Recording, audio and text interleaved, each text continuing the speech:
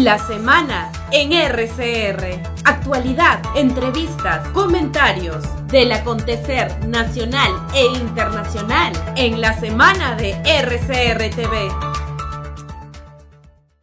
Vamos a trasladarnos hasta Puno. Allí gentilmente accede a esta comunicación el doctor Vicente Aranoca Arucutipa, reconocido dirigente aymara, antropólogo, analista en temas políticos, doctor en Derechos Humanos y Desarrollo. Qué gusto saludarlo, doctor Aranoca, muy amable. En primer lugar, desearle felicidades para este año 2023. Bueno, muchas gracias a ustedes también. Siempre es un honor estar con ustedes, a pesar de toda la situación tan compleja que nos toca vivir.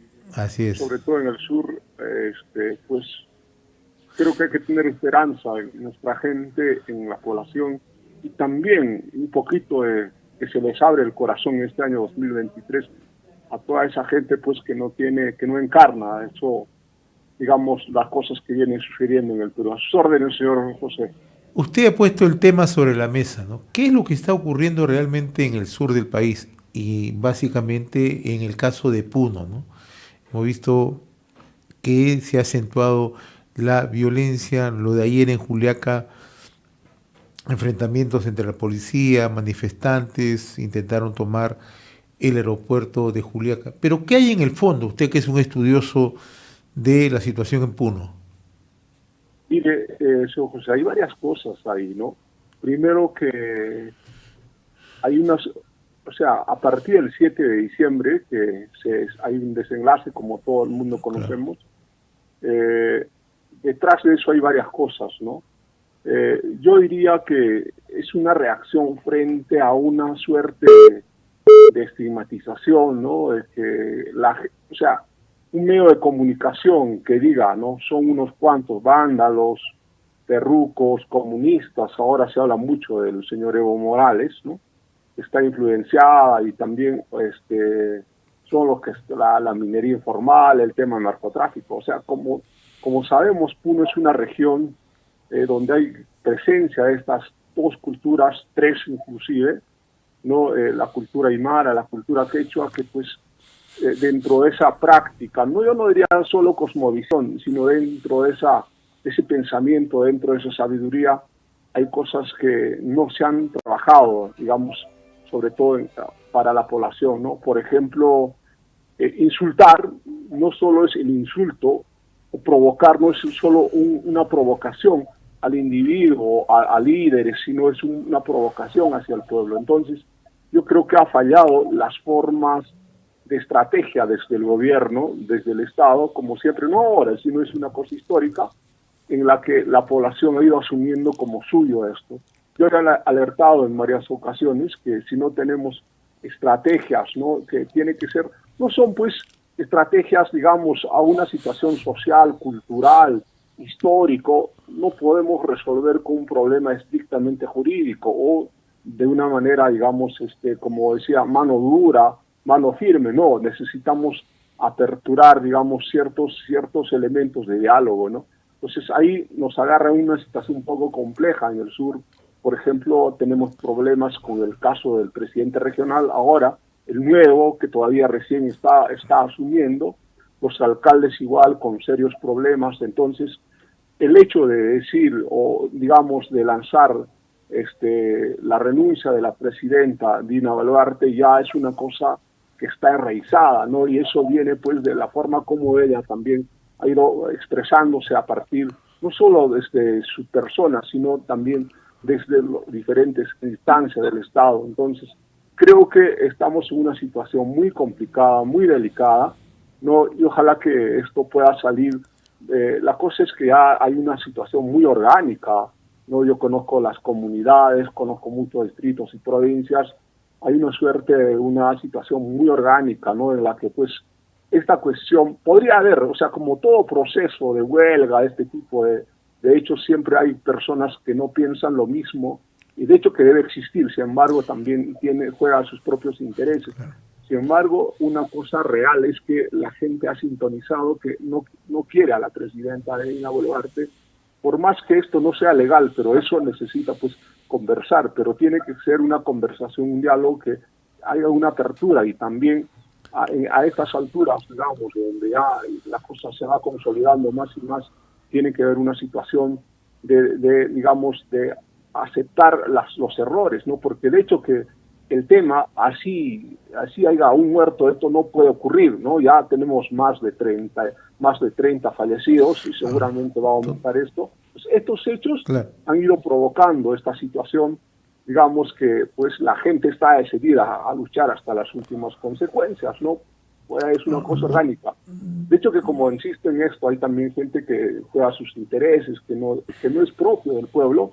Yo conozco la comunidad, aprecio mucho, he sido autoridad, en la que hay una suerte, digamos, de organicidad muy fuerte, muy sólida, ¿no? Es una provocación a la dignidad colectiva de los pueblos. Entonces, la propuesta, la estrategia también tiene que ser a ese nivel. No veo en ese sentido, ¿no? Más es que queremos poner mano dura a una situación que se suma de varias cosas, el racismo, la discriminación, ¿no?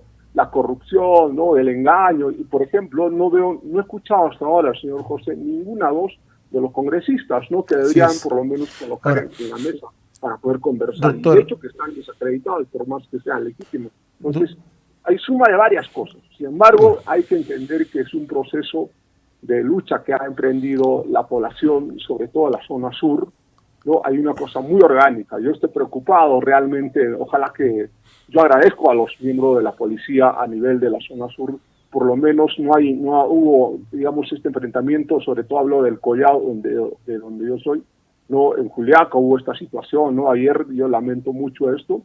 Creo que tenemos que empezar a pensar también que los policías son hijos del pueblo, también la gente del ejército. Yo conozco algunos generales, alguna gente que también tiene este sentimiento y no podemos estar en esta situación. Yo creo que hay que darle salida y ahí vamos a darle, digamos, alguna apertura a partir de los alcaldes provinciales o el gobernador regional, no solo de Puno, sino de todo el país.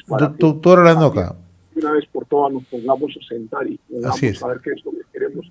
Ahora, si nos trequeamos en el sentido de que la lucha es legal, doctor, no, ahí creo que no está, digamos, los aspectos. Doctor Aranoca, que podría ser elementos de diálogo. Hay que empezar a sincerar las cosas porque están jugando muchos intereses detrás de eso y pues ahora con el tema de la información se maneja pues muy bien, ¿no? Y claro, hay también desinformación que a veces puede llevarnos a consecuencias fatales, ¿no? Doctor Aranoca, usted nos acaba de explicar algo que en realidad merece la atención, donde usted señala que se trata de grupos organizados, de comunidades que tienen un conjunto de demandas, ¿no? La gran pregunta es cómo resolvemos este tema cuando hay una agenda que plantea varios temas, ¿no? Uno de ellos, naturalmente, son las necesidades de las personas, ¿no? Una mejor calidad de vida, una mejor atención de parte del Estado, pero luego viene el ámbito político, ¿no? La renuncia de la actual presidenta Dina Boluarte. Otros están planteando también en esta agenda frondosa el adelanto de las elecciones y el tema que está vinculado a la Asamblea Constituyente. Otros piden la excarcelación del expresidente Pedro Castillo. Y usted comenzaba con una reflexión, ¿no? Decía, mucho se pone sobre la mesa la presencia de Evo Morales. En efecto, en Puno, usted que es muy estudioso, sobre todo en zona aymara, ¿la presencia de Evo Morales tiene alguna trascendencia?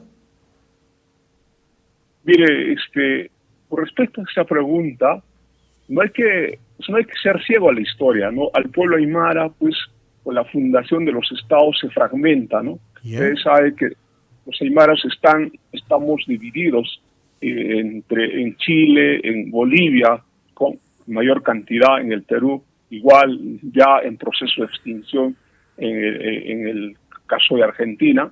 Sin embargo, hay cosas que nos unen, ¿no? Tal vez por la misma, digamos, cantidad de población que tiene Bolivia, sobre todo la población aymara, de alguna manera, para la población del sur, Evo Morales ha encarnado, digamos, un perfil de presidente por miles de errores que pueda tener, pero sin embargo, pues ha encarnado, ¿no?, una situación de, digamos, de la forma como debería de manejarse el Estado, ¿no? Yo no comparto mucho con él, sin embargo, pues hubo esta cuestión de aprecio, de respeto y también de la conquista, en que en algún momento, pues, ningún aymara en el Perú ha llegado al poder, ¿no? Entonces, en ese sentido, su voz, ¿no?, un mensaje en temas de, digamos, de la Pachamama, en temas de relación con la madre tierra, la interacción, el tema de la reivindicación, de la descolonización, todos estos elementos, pues de alguna manera tienen apegada en el mundo, no solo, yo diría aymara, en el mundo de los pueblos donde pues estas culturas que somos parte, ¿no?, de que la Pachamama pues no es un recurso, sino es que interactuamos, nos recriamos, ¿no? Entonces, en ese proceso, las posturas, ¿no?, vamos a decir, de percepción, de apreciación, en la forma como ha ido trabajando Evo Morales, tiene cierta pegada, ¿no? Es como decir, en la vida académica, vamos a decir, de alguna manera ha reivindicado esta demanda. ¿Y esto se acentúa en Puno? ¿Usted cree que esa corriente de Evo Morales está bien acentuada en Puno? Yo no diría acentuada, sino que quizás antes que Evo Morales. O sea, no hay que perder de vista a estos pueblos. Por ejemplo, acá se habla de un sistema de justicia, ¿no? Pues en ese sistema de justicia no solo son usos y costumbres, sino hay una forma ahí, todo un debate, ¿no? Ahora, en el tema de interacción por la Pachamama, por la Madre Tierra, es una cosa que no empieza con Evo Morales, es histórico para los pueblos. Ahí, por ejemplo, tenemos un estudioso, a John Murra, cuando nos habla del control de los pisos ecológicos. De alguna manera, como figura política de liderazgo, pues ha hecho que se despierte, ¿no?, en el mundo, digamos, de los Andes o de los pueblos andinos, que de alguna manera ha encarnado ese sentimiento. Ahora, Evo Morales. ¿Y usted siente esa corriente que se divulga por redes sociales? Algunos dirigentes también en Puno lo han manifestado, ¿no?, y que se llama la corriente separatista. ¿Usted siente que hay eso? Mira, yo diría que hay, pero yo creo que todavía es un proceso por trabajar, ¿no? Más bien estos actos desde el gobierno, como se ha visto en los 200 años, en los últimos años, hace que alimente esa situación, esa conciencia separatista en la población común y corriente. Pero, por ejemplo, si yo me acuerdo cuando estaba en Europa, decía, ¿no?, Lima es más lejos, ¿no?, que digamos, Bolivia o Argentina, Chile, inclusive La Paz, ¿no? Entonces, entonces hay una situación de que el hartazgo, ¿no?, o sea, ha sido ninguneado a estos pueblos. Entonces, esta cuestión alimenta esas actitudes. O sea, no hemos trabajado en el país por el tema de la pluriculturalidad, porque usted sabe, señor José, recién en el 2011 se crea el Ministerio de Cultura, ¿no? De acuerdo a estos datos tenemos que decir que hay 55 pueblos originarios. Estos 55 pueblos no están ocupando espacio de poder, no han entrado a debatir sobre la problemática, no son aymara a nivel nacional. Entonces, estos 48 lenguas, ¿no?, identificados, no por nosotros, sino por el Ministerio de Cultura, todavía no está hablando. Ahora, el tema de representación política de los pueblos originarios, pues la ley de partidos o el sistema de partidos como se maneja en el país, o sea, no están representados. Entonces, eso se ha avanzado muchísimo, digamos, el tema de la gobernabilidad de la pluriculturalidad, de la plurinacionalidad, querramos o no, porque el Perú es así. Eso lo ha dicho muy bien Arguedas, Carlos Iván de Gregory, el mismo José Carlos Mariátegui, cuando dice el Perú no es una nación, es una nación en construcción. Entonces, eso se ha avanzado a partir de la Constitución boliviana, a partir de la Constitución ecuatoriana. Sin embargo, en el Perú no se ha hecho eso. Entonces, estas cuestiones tienen que ir rompiéndose, ¿no?, para poder, digamos, dar la apertura. Y nosotros, sobre todo la gente que, digamos, estamos pensando que esta cuestión del separatismo no es una cosa del momento, yo diría, sino es un proceso que hay que trabajar fuertemente, porque a estas alturas del siglo XXI tampoco podemos entrar en una situación, digamos, bélica entre una cuestión fundamentalista, porque esta cuestión separatista tiene matices pues fundamentalistas también. De hecho, que O sea, no es solo emoción, sino tenemos que tener propuestas en las que se necesita trabajar desde todos los aspectos, a nivel económico, a nivel político, a nivel social, a nivel cultural. Claro. Entonces, es como los pueblos, ¿no? Están abandonados lejos de una provincia y por lo tanto, como no la atiende la capital o el centralismo, lo único que tiende es mirar a alguien que se le apertura, digamos, o le da facilidades o los acoge, ¿no? Entonces, ese problema de la descentralización, sobre todo en el Perú, como que va fracasando, ¿no? Entonces, eso es una respuesta también en la forma como nos hemos ido educando, ¿no? Ahora, a partir de la escuela, del colegio, la universidad, el tema de la gestión pública, por ejemplo. Mire, si nosotros hacemos un recuento de los últimos presidentes regionales, también tienen serios problemas. Entonces, el tema de las autonomías regionales, ¿no? Todavía es un proceso en construcción, y sobre todo con partidos, con grupos de poder que han dirigido toda la vida del Perú, pero pensando desde Lima para Lima, conociendo que también hay gente que ha encarnado eso, ¿no? Entonces, creo que dentro es un momento de poder debatir. Yo invoco a la gente de otra, yo soy simplemente un antropólogo, yo invoco a la gente de derecho, ¿no? Abogados, economistas, políticos, en la que podamos sentarnos sin resentimiento ni fundamentalismo, sino de verdad para poder proponer una salida, digamos, a esta situación tan compleja.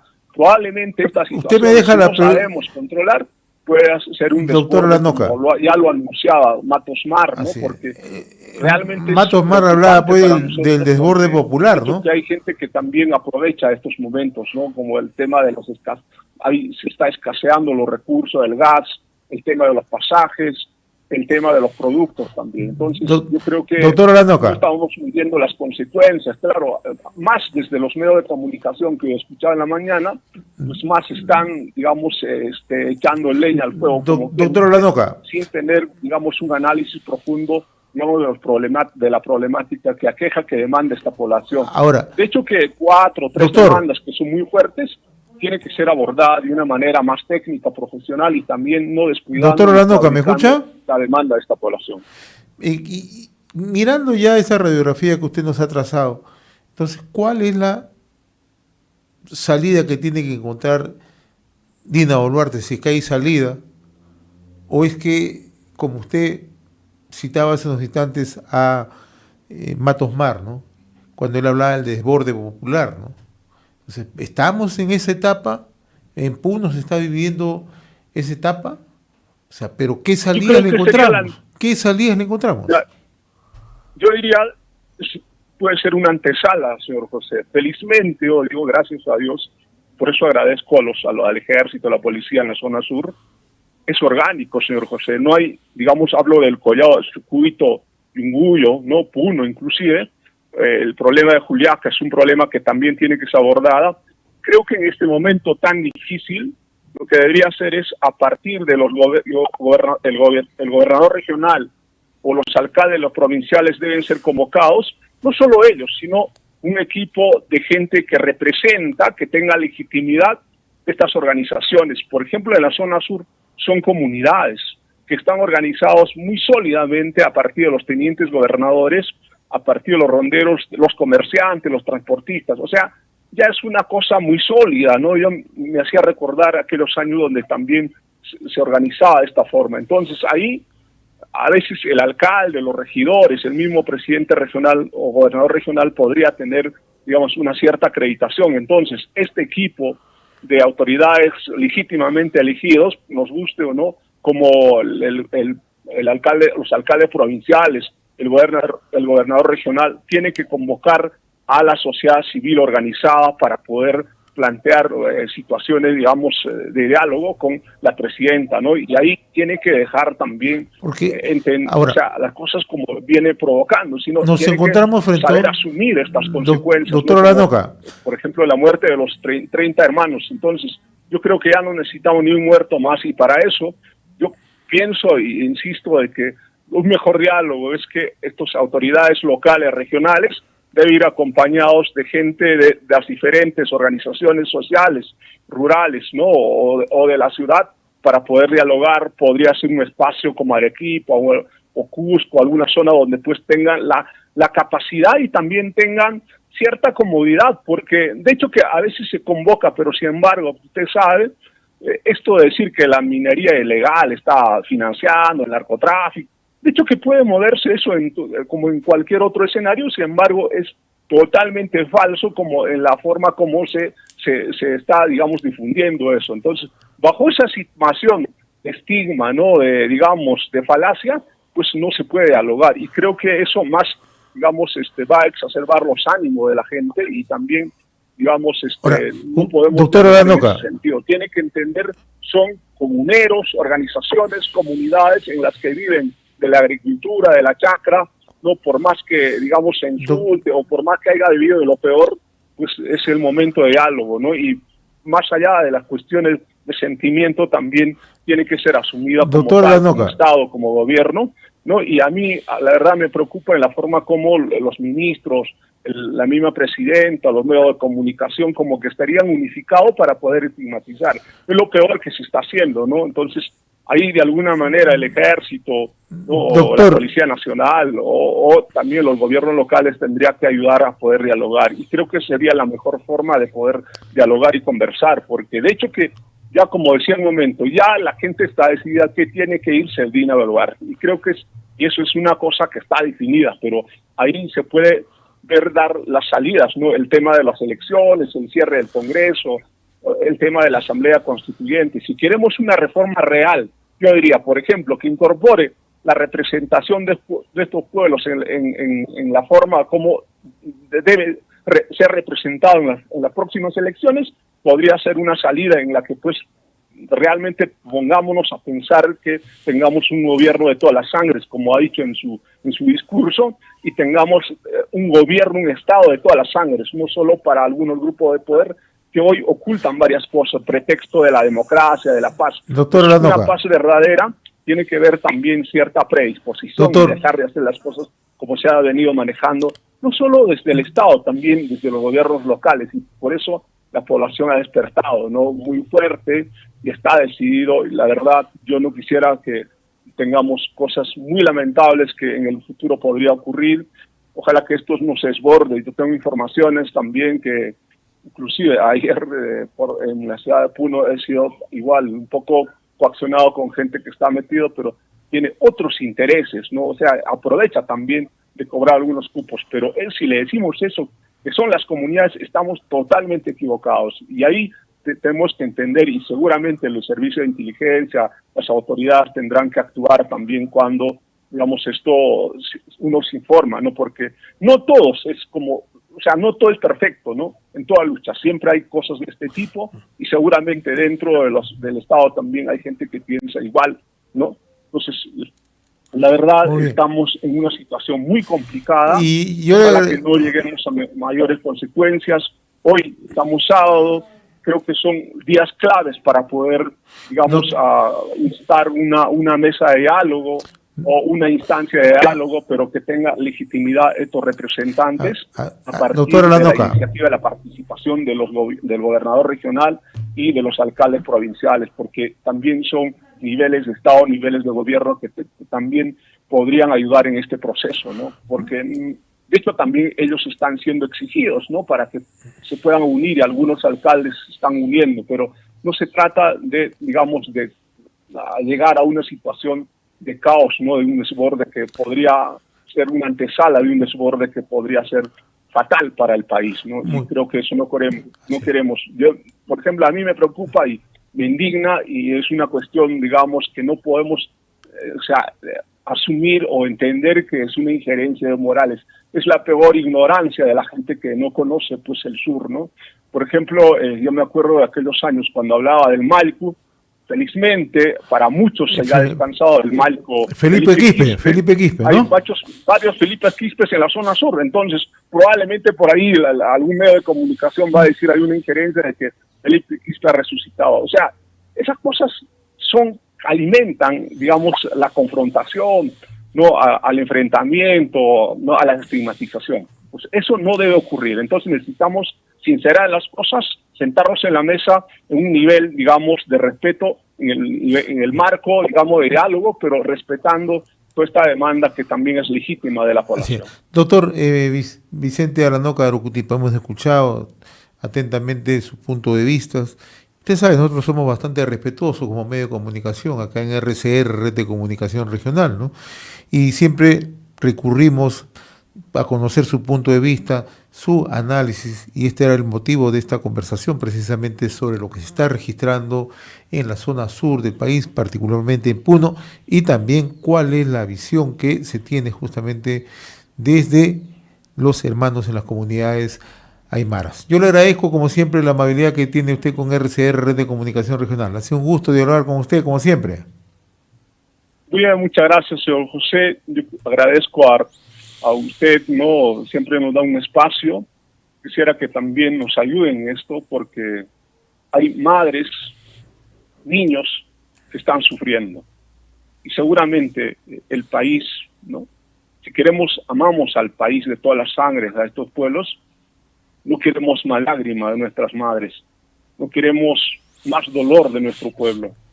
Y si nos insultan, los vamos a seguir insultando, estigmatizando con cosas que no son reales. Lo único que hacemos es desconocer, desmerecer ese pensamiento, ese aporte que también hacen nuestros pueblos. Entonces, yo la verdad se lo agradezco profundamente.